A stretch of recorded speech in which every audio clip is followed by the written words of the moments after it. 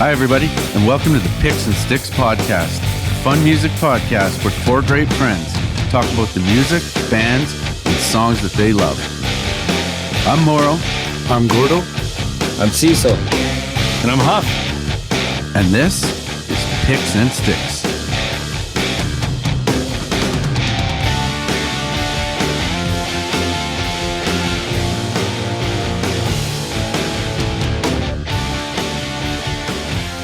Welcome, everybody, to this bonus episode of Picks and Sticks. You might be wondering why we're releasing an episode sort of midweek. We normally do it on Sundays.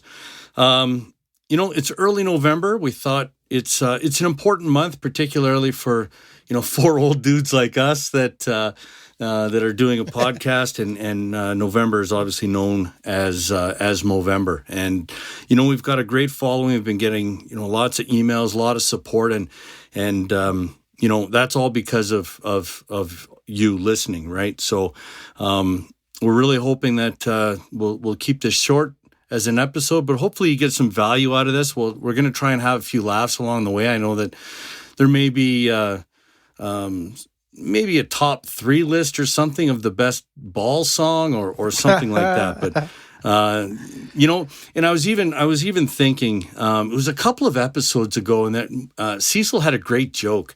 It was the first episode that we started the mailbag, which eventually became Gord's Pouch.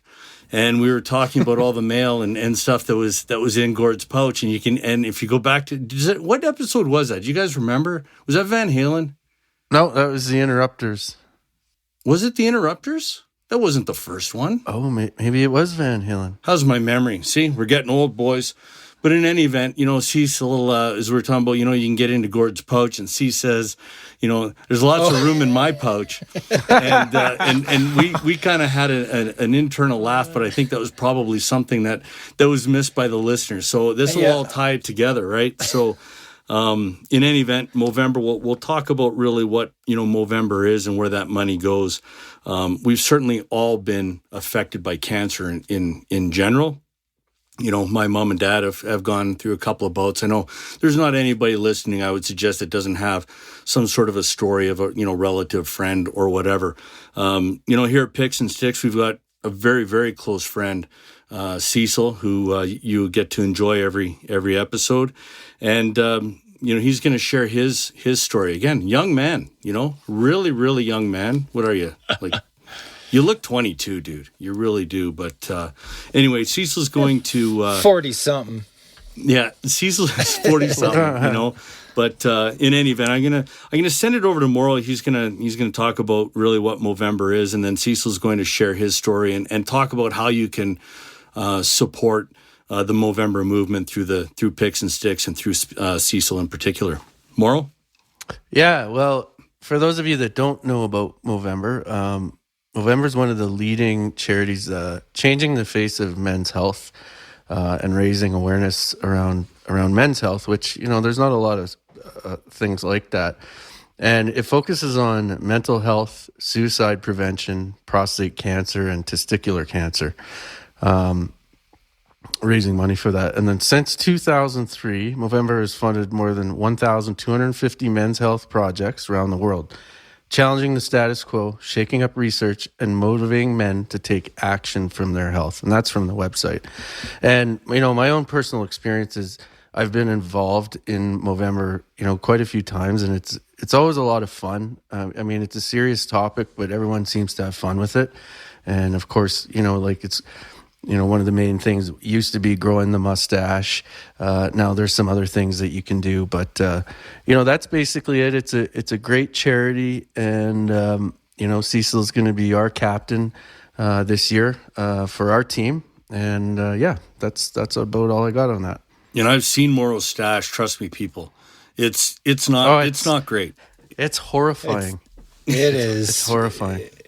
It is very, very Mario Brothers. You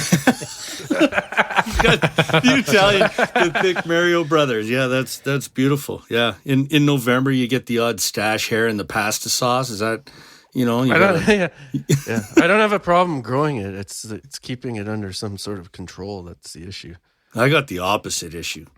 right? As much as I like to make fun of everybody else's mustache, it would take me about 8 years to grow a mustache. Yeah, But, you look like you didn't grow one at the end of the month. I know. I look like a grade 10 kid that just doesn't know he has a mustache yet. But anyway, we'll let Cecil bring it back to serious a little bit. I mean, we do have a little bit of fun with it. He's got a good sense of humor about it. But Cecil, why don't you share a couple stories?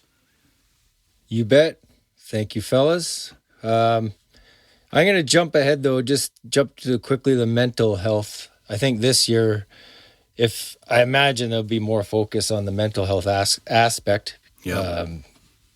So we're not going to touch much on that this episode, but if there's someone out there you think needs help, ask them if they like help. Don't wait for them to ask you, and don't help without asking. Anywho, we've talked about Gord's pouch, so I guess we'll switch this to Cecil's sack. Cecil's sack. That's outstanding. There we go. I didn't prepare that, just so you know. That just Look at you. Yeah. You man off the cuff. I'm That's why we're ad-lib- professionals. Ad-libbing. Hey? So, purpose, of course, is raise money, but awareness. I'm going to talk quickly just about your prostate. You know, my grandpa, dad both had prostate cancer, so I was early, maybe a little earlier screening. Anyways, it's just a blood test. However, I did not know that the first time. I figured it was because I got a blood test requisition. So Erin, my wife, asks. This is the PSA, right, Cecil? I'm starting with a little further back with the PSA. Okay. So I'm like, well, it's just a blood test now, piece of cake. No big deal. I leave the house. She's like, oh, you forgot your requisition. She's like, Carlin, it says here, digital rectal exam. I'm like, what? And it's right there on the requisition, digital rectal exam. Ah, fuck, I gotta go shower. So, I go in, have my shower, and I'm at the blood test clinic. I'm like, I can't see myself. This can't be right.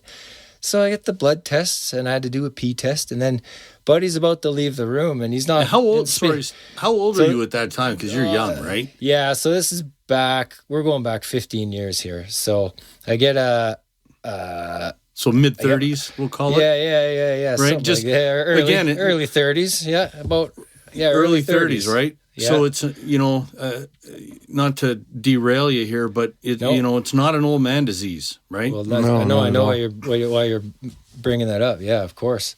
So he's about to leave the room. I'm like, wait.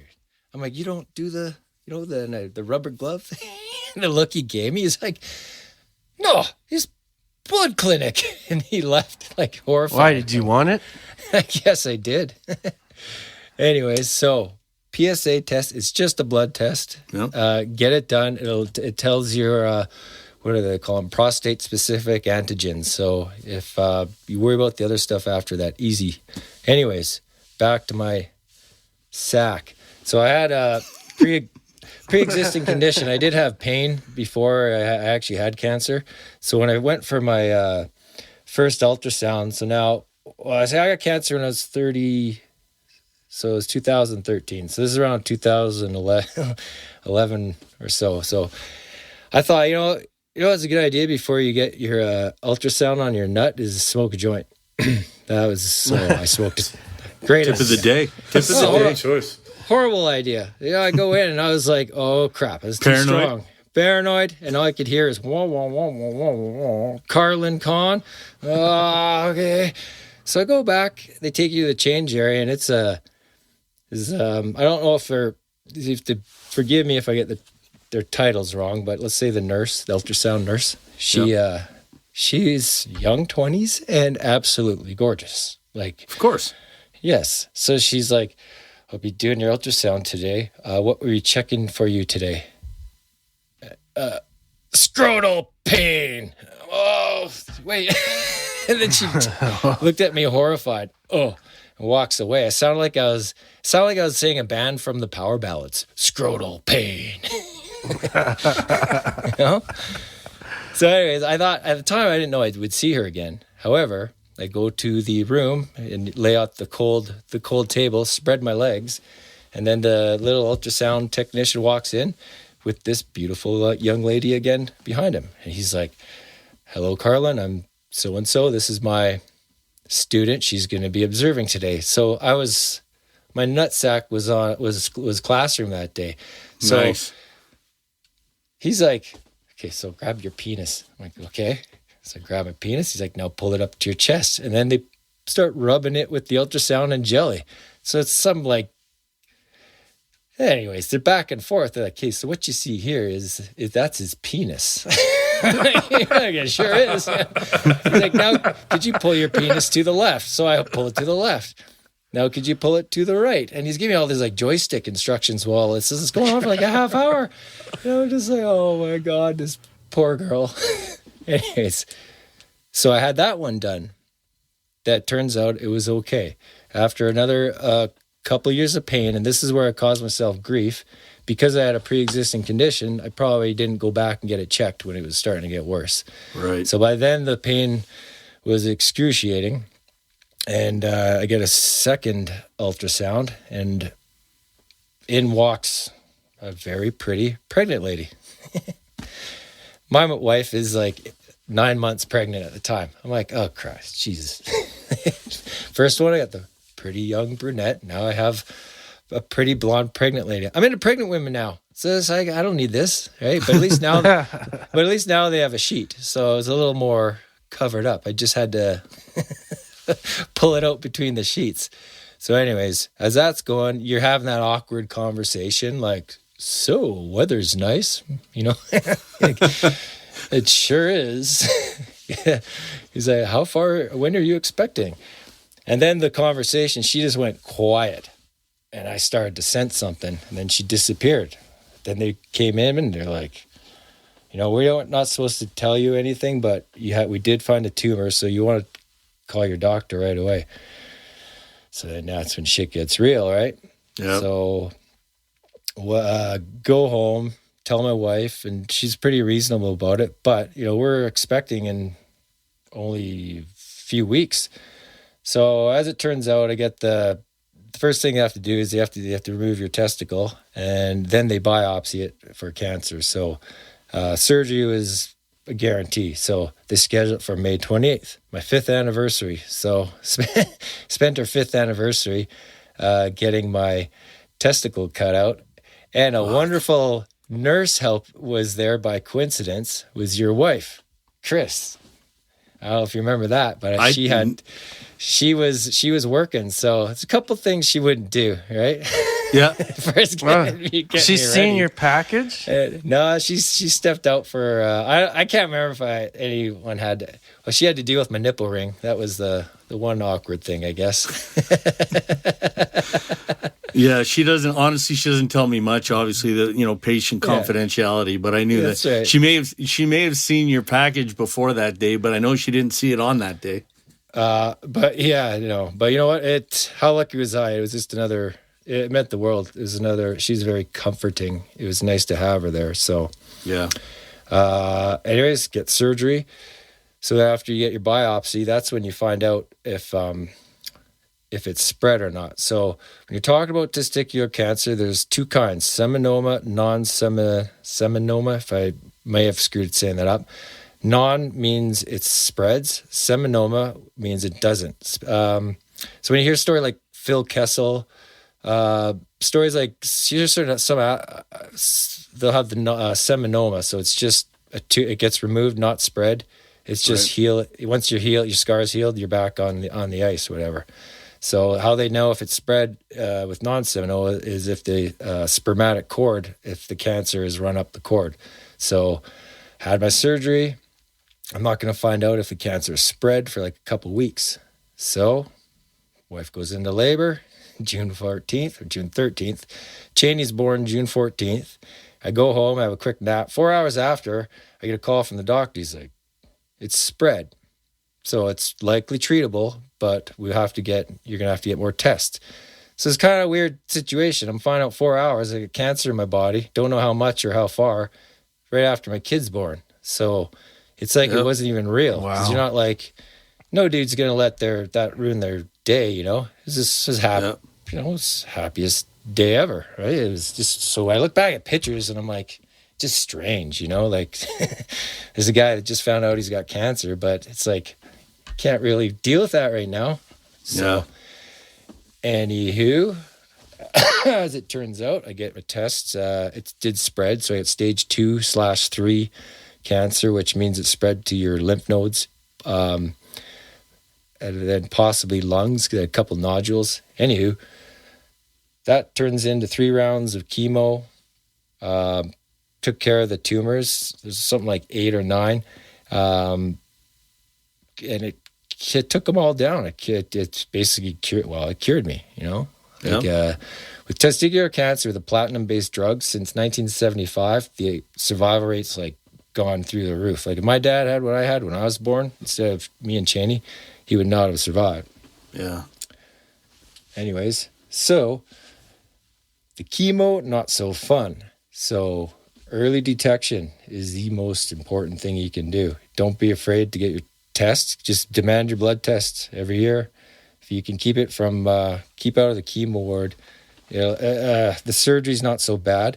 Your dick looks bigger with only one nut, and you still have.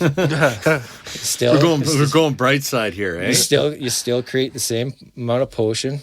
Nothing changes really. So, Carlin, how many weeks was the chemo process?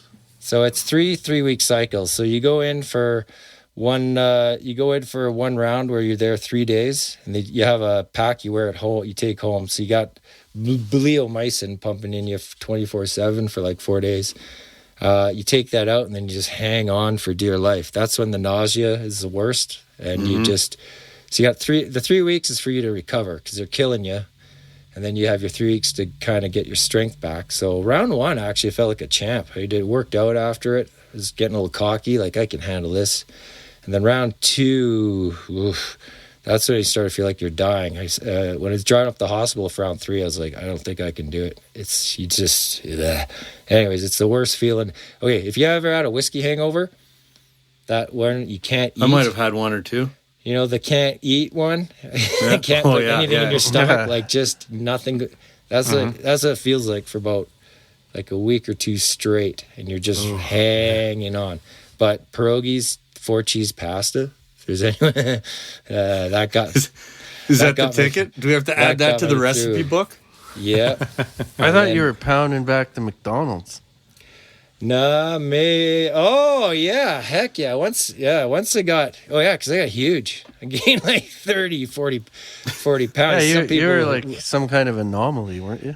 I found the cure. Oh well, that's because I was a professional hangover sufferer, so I knew how to deal with with the nausea. You just eat bland food and just eat. As soon as you could fit anything, you just fill your stomach. Yeah, you were a trooper, man. We went. I remember we played golf in the middle of all that. And oh yeah, that wasn't a bad day. You were out there, and you were just no different than usual. Same, like spirits were up, and you played a pretty decent game. But yeah, well, I'll tell you when you go through it, you're gonna learn if you have to go through something like that, you learn that like everybody has got tough stories. Like people, cancer affects everyone, but even more than that, like people come out and sharing their cancer stories or things going on in their life, and you don't feel that special anymore. You're just one of another thing, Yeah. And then, and everyone, it's tough. The hardest part of that though is when you watch, if one reason you want to be, check, don't be like macho and think like, let it drag out. If you watch your family, watch you go through something like that, that's the worst part. Cause like, I kind of knew I'd be okay, but seeing everyone scared, that was the hardest part. Especially kids, right? Yeah. It's kids, really tough on kids. Yeah. Yeah. Luckily they were a little bit younger. Yeah. But still niece and nephews, and they don't know what's going on. But, yeah. Anywho, bottom line is it's tough. The money raised helps people like me. And who doesn't want more of me? Well, exactly. We can't get enough of you. We're true. certainly, Yeah, it's I remember that, obviously not as vividly as you. I remember how scared I was, and I was, I only saw you every now and then. But of course, the golf game is always a piss off, because I don't know what it is, but you always play good golf. Like, come on, man, like at least give me a reason to, just clip you by a stroke or two or something. You don't have to go out and shoot 78 and be a dick about it. That's all I had to focus on. No, one nut and chemo, and he'd still kick your ass. Yeah, he was light. He was light out there. He could swing through it really well. Yeah. I take your story because I know someone that died of both my aunts died of cancer, but not obviously testicular. But when I remember someone telling me, and they were on their deathbed, and I won't say their name, but he was like, dudes are so proud but they're also dumb. Mm-hmm. When something's wrong, they never go get checked, and they never do all this stuff. And he's like, well, one mistake I made my whole life was not getting checked. And, I'm still stubborn, but, hearing what you went through just makes me cringe, because, we should all be getting checked. We should all be like, cause you can mitigate, dying by doing it. But shit, when you're 25 or 30, you don't even think of those things. You don't care, right? Mm-hmm. Yeah. And the thing is, like Cecil mentioned, is it's a freaking blood test now. Like it's really easy. I mean, there's always, again, you talk about, being a dude and that whole thing, and being afraid of, at that time, it was like when you turn 40, you get the finger, right? And you're like, I don't want to do that. And you're freaking out. And there's this whole sort of thing around that. And I remember the first time I had, the finger test, right? And it's actually not that bad. The blood test I would rather have, don't get me wrong, but I mean, at the end of the day, would you rather get the finger test, or would you rather go through what Cecil went through? Fuck, I'll take the finger all day long. Dr. Kendall's a handsome too. You went so back for seconds, didn't you? Yeah, but he doesn't let you face him. I went for He mine. always tells you to face the wall when he does it. I went for mine. He's like, this is going to hurt me more than it hurts you. Well, he's checking me. He's checking my prostate. He had both hands on my shoulders. I didn't understand what was going on.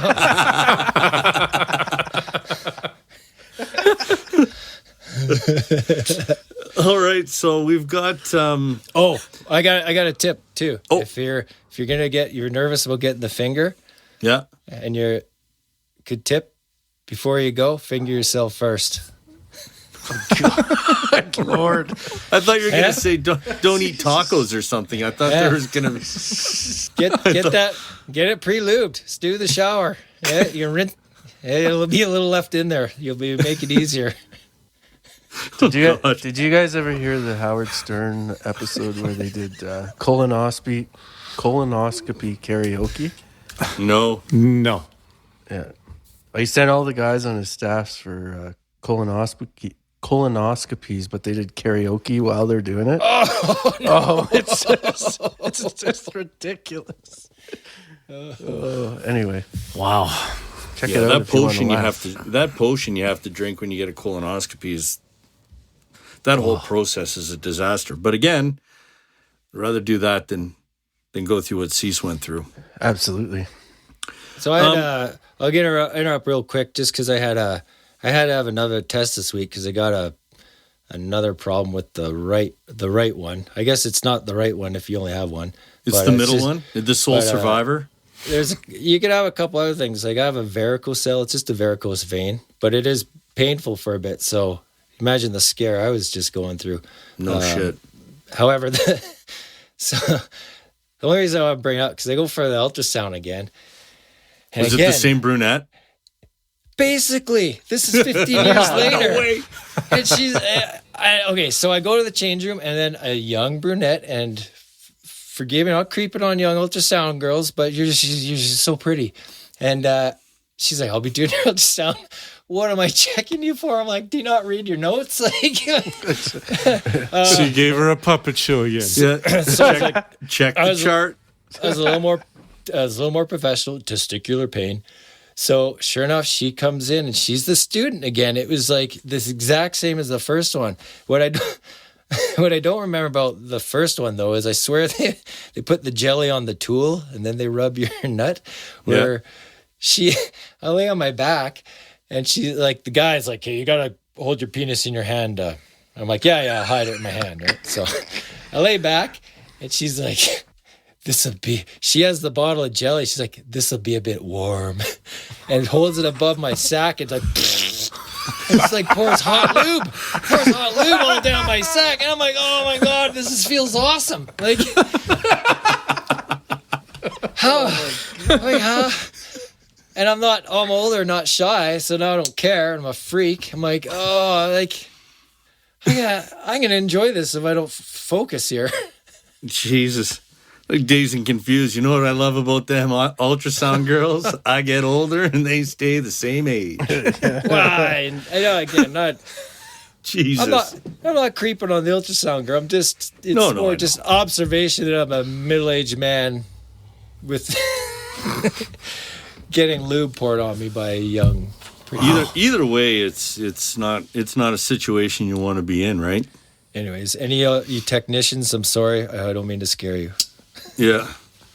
Well, I mean, you got to make light of it. I mean, at the end of the day, when you're going in there, you're scared half to death, and at the end of the day, you got your sack hanging out. It's not something, I'd rather my elbow worked on, to be honest. But in any event, you gotta like really. I mean, again, as dudes, like this is not something that guys are very comfortable talking about. It's not a comfortable thing, and I think that's why a lot of guys end up, with getting nuts removed and getting things that are going into stage 2, stage 3, rather than getting it taken care of in the first place, because we're fucking idiots, and we just think it'll just self-correct, right?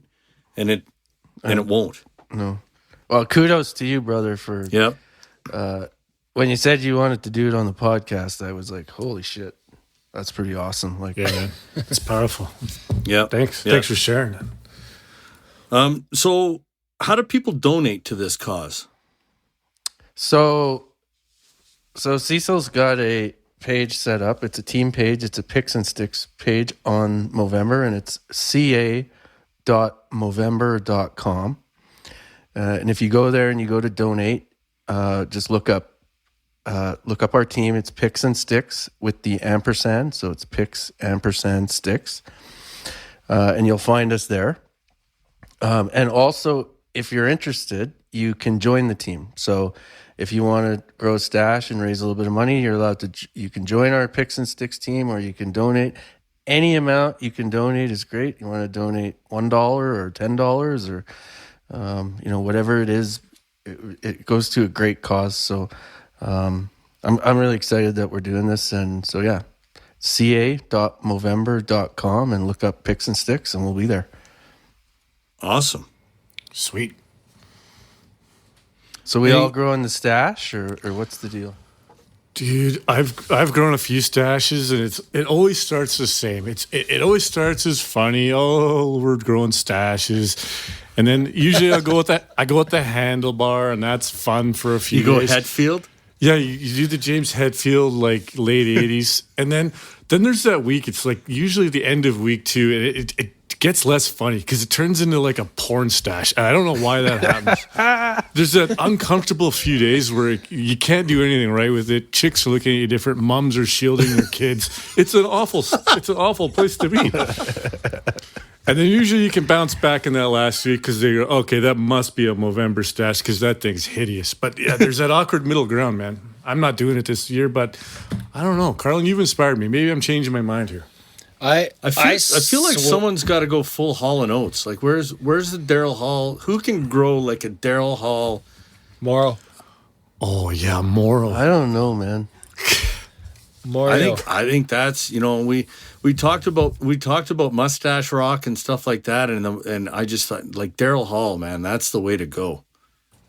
I was thinking about doing the run or walk for 60K because I'm getting fat. Yeah. Well, I've been hitting the treadmill like a madman. That's a good call. But maybe I'll 60K? do both. Maybe I'll look like a creep and lose weight. You're gonna creep I'll to look like a 60K. skinny creep. Well, now with Apple Watch and Fitbits, people can track that a lot easier. They can do 60K doing housework, Gord. Yeah. That's right. Oh yeah, bud. you do. That's right, You buddy. can, 60K of housework. Hey, Yeah, no wonder you're Gord. so Right. skinny. Put on some air supply and get it done. That's right. That's a good idea. All right. What's your favorite band to do housework to? Seeing as you do so much of it. It's literally, I'm not making this up. It's Cecil's Instrumental? It's his Beastie Boys instrumental mix. Nice. It's unreal. Yeah. You know, So, that was funny because I was listening to that one evening and I was doing some work and my 10-year-old comes over and she goes, "Dad, what music is that? It's really good." And she never does that. It was the Beasties instrumental.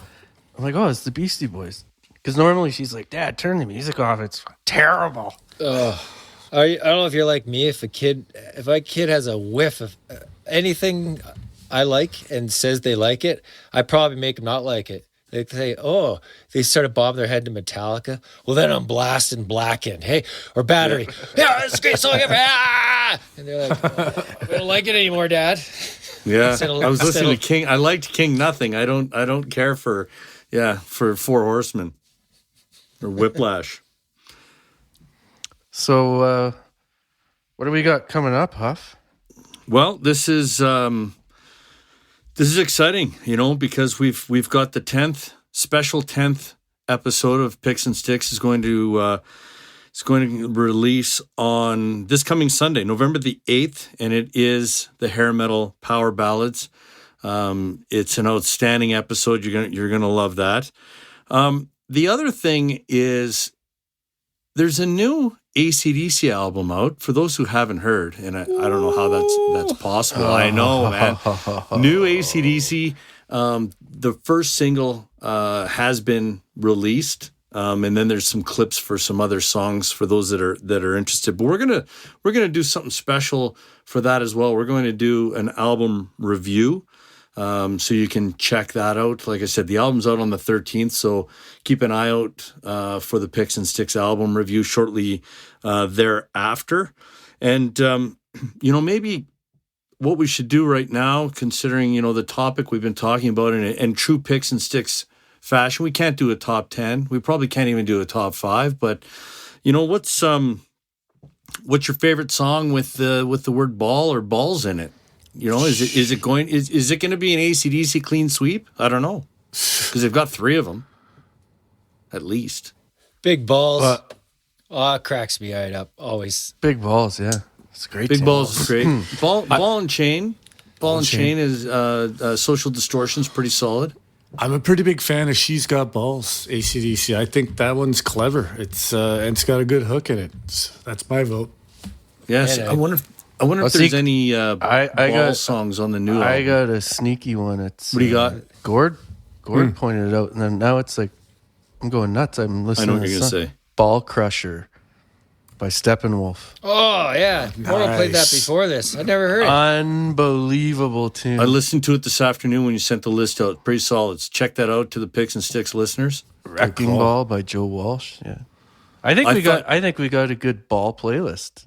Actually, so yeah. Thanks for reminding me. So we've got a ball playlist.